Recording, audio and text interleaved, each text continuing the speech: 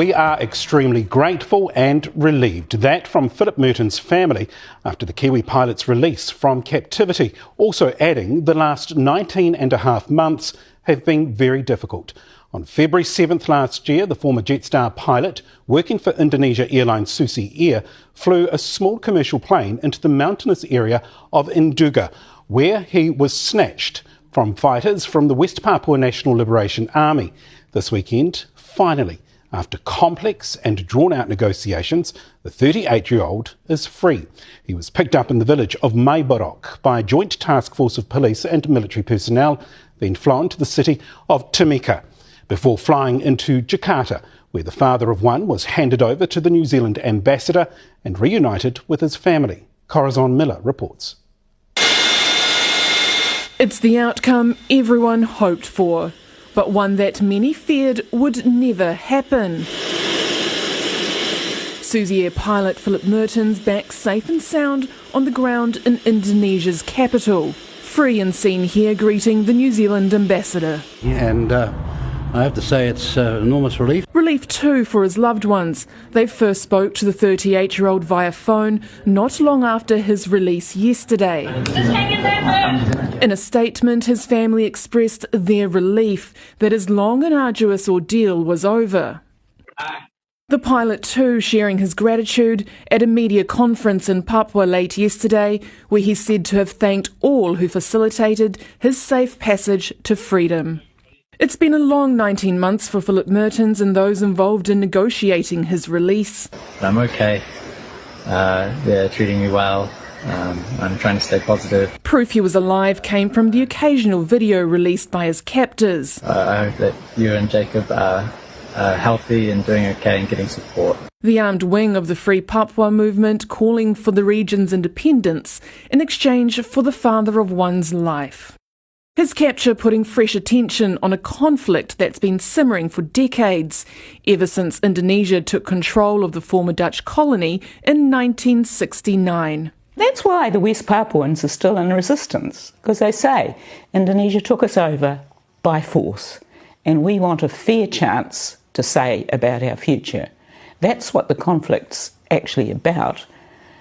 But of course the costs of that conflict are horrendous on the civilian population. She says Philip Mertens' release was the result of careful negotiations that would have assessed the risk of further conflict. I don't think anyone's quite fathomed it, but I'm delighted that he's out. This photo of the pilot shortly after his release is with local leader Edison Guwange, thought to be a key negotiator who worked in conjunction with officials to broker his freedom. The hardest thing in an environment where there's no trust is to try and establish trust. Just get this one thing separated from the conflict and to get this man free. That's the hardest thing to do. West Papuan leaders who've long pushed for a more peaceful path to independence also delighted the pilot's free. But we also highlight our concerns of the ongoing colonization and violence by the Indonesian military and government, as they call for Indonesia to allow international observers in to minimise the risk of further violence. All right, Corazon joins us now, and Corazon freed after more than 19 months held hostage. Why has Philip Mertens been released now? We may never know the answer to that question. All officials are prepared to tell us at this stage is that it involved extensive negotiations. We do know the group that held him captive. They'd been hoping to use him as a bargaining chip for their push for independence. Just last week, they'd also released their own proposal plan where they were calling for international journalists, the United Nations, to be there on the ground and to witness this release as it happened and to witness what's going on in West Papua.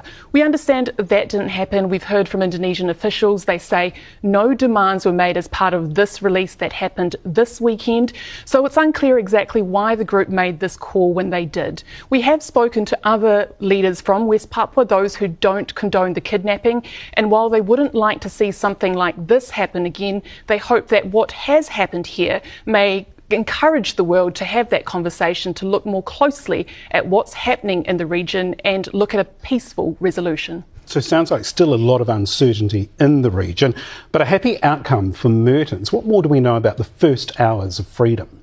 Well, we know he has been reunited with his family, and after more than 600 nights in captivity, he's had his first night in a bed, so he'll undoubtedly be feeling a lot more comfortable and a lot happier to be surrounded by his family.